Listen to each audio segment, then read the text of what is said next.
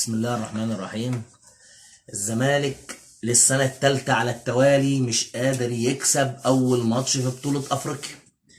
ثالث سنة على التوالي للزمالك ما يقدرش يكسب ثالث ماتش في بطولة أفريقيا في المباراة الافتتاحية اللي بتقام في استاد القاهرة.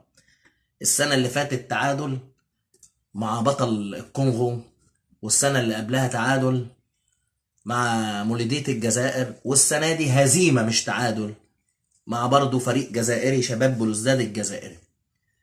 الثلاث مرات كانوا بالحكام.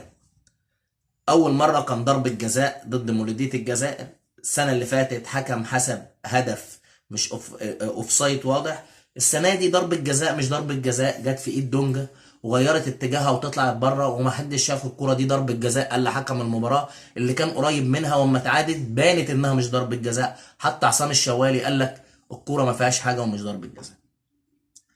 بغض النظر عن الفوز، الزمالك لا يستحق الفوز. يعني النهارده الزمالك ما خلقش فرص يستحق الفوز، لكن برضو ككرة قدم الزمالك ما يستحقش الهزيمة. الماتش النهارده كان ممكن يطلع تعادل لان الزمالك فعلا ما يستحقش الفوز. قبل ضربة الجزاء ما تيجي مش بدقيقة، بثواني معدودة، احمد سيد زيزو خد الكوره وعرض الكوره لسيف الجزيري والشبكه فاضيه، الراجل وقع والكوره جت وراه، كوره ما تضيعش وجون ما يضيعش. ارتدت الكوره، جت في ايد او ما جتش في ايد، جت في دماغ دونجا وهو متضير واللعيب الجزائري بيشوطها، غيرت اتجاهها وطلعت كورنر. الحكم حسب ضربه جزاء، وجت ضربه الجزاء للعيب الكاميروني بتاع شباب بلوزداد. الزمالك هيخرج من البطوله، هيخرج من البطوله بنسبه كام؟ 99% يخرج من البطوله. طبعا هتقول لي لسه بدري، هيخرج من البطوله. الماتش الجاي للمريخ السوداني لازم الزمالك يكسبه، والماتش اللي بعده لازم الزمالك يروح الترجي ويكسبه، وده مش هيحصل مع الفريق اللي بيلعب ده، مش هيحصل. هيخرج من البطوله، هيخرج من البطوله بنسبه كبيره، وبشباب بلوزداد بنسبه 100% هيصعد للدور الثاني بعد الفوز النهارده في استاد القاهره، لان الفريق ده هيكسبنا هناك فريق قوي جدا، فريق قوي جدا ومنظم. انت الزمالك لعب النهارده بدون ثقه، لعيبه خايفه. الشوط الاولاني الهزيمه بتاعت فاركو مأثره عليهم رغم الدفعه المعنويه الهائله من الجمهور ان دي بطوله ودي بطوله. لا، الزمالك بيلعب دفاع وخايف يهاجم، والهجمات على استحياء. الشوط الثاني ابتدى الزمالك يفتح الجيم وابتدى يهاجم من اول دقيقه، ضاع الجون اللي انا بقول لحضراتكم عليه، سيف الجزيري لما اتزحلق. ورغم كده الزمالك ارتدت الكره ضد ضربه جزاء، والحكم بعد ضربه الجزاء لما جت جون لعيبه الجزائر كانت بتضيع وقت قدامه. عواد وقع بالظبط 3 دقائق او 3 دقائق ونص، الراجل حسب 7 دقائق، هو المفروض 7 دقائق غير ال3 دقائق ونص اللي وقعهم عواد. مش هنتمسك بقى بالدقائق لان احنا ما نستحقش ان احنا نكسب. دي سلسلة هزائم بداية من أول السنة غير طبيعية، يمكن ما حصلتش في تاريخ نادي الزمالك كله بمستوى ده. لعيبة مستواهم خارج الخدمة، لعيبة ما عندهاش ولا لعيبة قبضت الملايين اللي جايين كلهم، ال 11 صفقة اللي الزمالك جابهم قبضت الملايين وراحوا جابوا الفلل وقعدوا وخلاص، واحنا كده ضمننا مستقبلنا وخلاص. يتحرق النادي، يتحرق اللعيبة، اللي يتحرق الجمهور بتاعه وخلاص. لعيب زي مصطفى شلبي الكوره معاه وبيعدي وبيقع. لعيب زي عمرو السيسي بياخد الكوره ما بيروحش على الجون ابدا دائما. السيسي، عمرو السيسي بيلاعب الكوره بيبصيها كاي لاعب مبتدئ في كره القدم. انا ممكن اخد الكوره وابصيها وما اغلطش ولا غلطه طول الماتش. لو انا عندي مثلا 300 باص هطلع منهم ب 299 باص سليم، لان انا باخد الكوره ببصيها للي ورا دايما، ما باخدش الكوره، ولو بصيتها للقدام ما بعملش سروم. لعيبه بصراحه ربنا خارج نطاق الخدمه، لعيبه ما عندهاش مهاجم. يعني حاطين سيف الجزيري ما رضاش يطلعوا المدرب لان ما فيش الا هو. وحش هعمل ايه؟ بطلع لعيبه من وسط الملعب، بطلع باك شمال وبنزل باك شمال، تغييرات روتينيه خالص. مدرب مش هنقدر نتكلم عليه. اللعيبه يعني معلش، يعني الكره اللي عرضها زيزو، سيف الجزيري جاي واقع، لعيب مخلص، يعني لعيب هو كان اخره السنه اللي فاتت خلاص.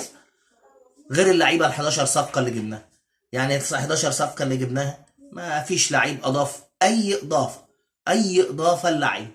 دونجا ما فيش اضافه، كوره جات له على دماغه والشبك وطلع قبل الجول، لعبها في كتفه او لمس الكتف وطلعت جنب العارضه، جون مؤكد للزمالك. يعني انا مش عارف اللعيبه ديت لو في وقت تتسرح غير عند اتحاد الكوره انه ما يسجلناش الثلاث لعيبه اللي جايين. يعني العند بتاع اتحاد الكوره كمان ما يسجلش اللعيبه اللي جايه. هو احنا عندنا لعيبه بتلعب، ما تسيبهم يسجلوا الثلاث لعيبه المنيرين بليله اللي جايبينهم، يمكن اللعيبه اللي جايه يبقى فيها الرمق عن ال 11 صفقه اللي كلهم كنا بنقول ما عدا دونجا. كل الصفقات اللي جابها الزمالك كلها بلا استثناء صفقات مش ما ضافتش، بل بالعكس اخرت الفريق لورا، ويا ريتها ما جت. صفقات جايه من طلائع الجيش وجايه اسماء بدون اي اضافات. يظهر ان الفرق اللي جم منهم هو اللعيبه اللي جنبهم هي اللي كانت شايلاها، لكن لعيبه لا ترتقي انها تلعب في نادي الزمالك. اول ماتش هو، والمشاكل بقى مش هتبتدي المشاكل بادئه بس هتزيد وتتفاقم، لان البطوله اللي انت مسنود عليها اخفاق في كاس السوبر، كاس لوسيل اللي بفلو اللي البطوله المباراه الوديه اخفاق. ماشي، احنا بنلعب الهلال السعودي اللي وصل لكاس العالم للانديه. اخفاق في كاس مصر وبيراميدز بيلعبنا 10، بيراميدز من اول 5 دقايق بيلعبنا 10 ومتقدمين عليه. اخفاق يوصل معانا لركلات الجزاء، يتعادل ويوصل ويطلعنا. اخفاق في الدوري بفارق 14 نقطة عن المتصدر وبقينا فرق 5. قلنا بقى عوضنا على الله في البطولات دي ونتكلم كلنا على البطولة الأفريقية ونقف وراهم في البطولة الأفريقية. 10,000 متفرج راحوا، 12,000 بالظبط راحوا، التذاكر كلها نفست زي ما جمهور الزمالك بيعمل، وخسروا في أول مباراة. هيعملوا ايه معاهم الجمهور تاني؟ انا بناشد الجماهير ما تروحش للعيبه دي. اللعيبه دي ما تستاهلش ان الجمهور يقف وراها ويشجعها ويقاسي ويركب مواصلات ويبهدل اخر بهدله عشان يشوف شويه زباله زي دول.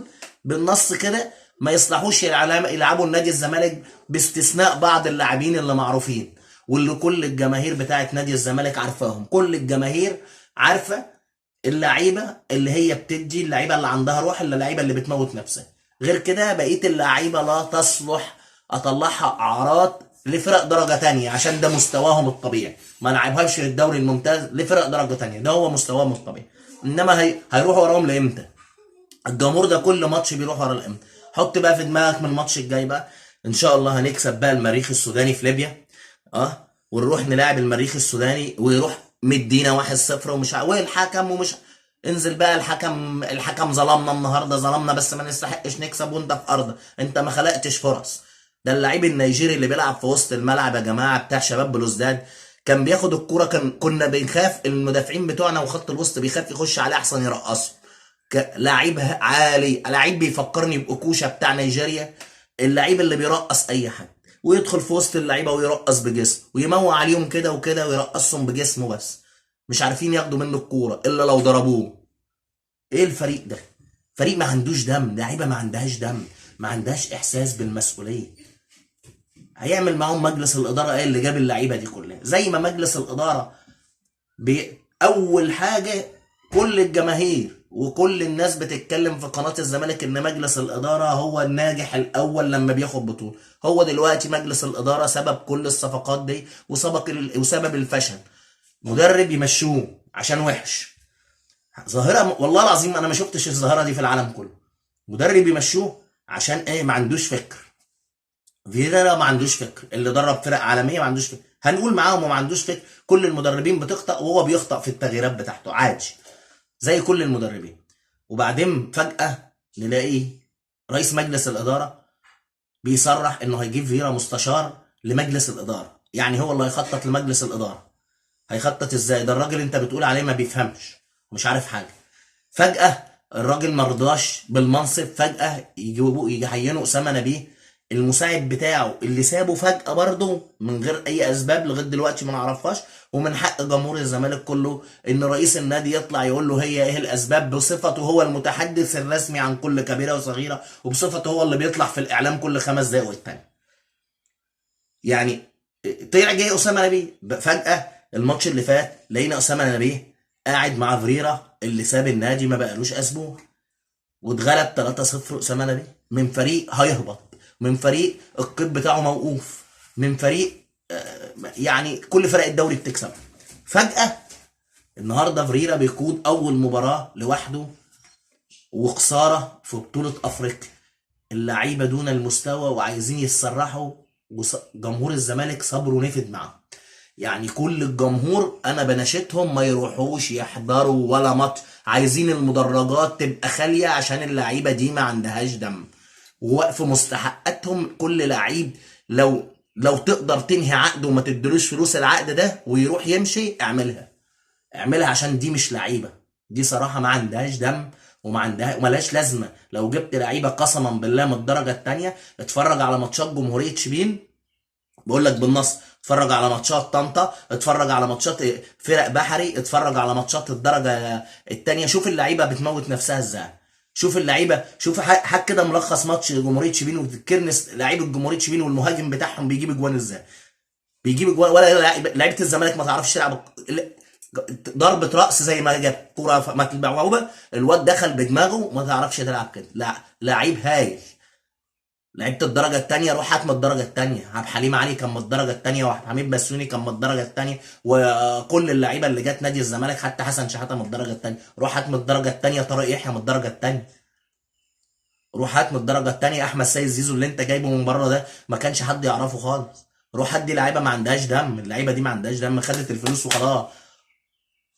خدت الفلوس وخلاص، خلاص خدت العماره في الفيلا في التجمع وخلاص. دول ما عندهمش دم، والجماهير اتحرق دمها بزياده. خلاص خلاص، ما تستناش بقى ان انت تكسب بقى تقعد بقى تحسب.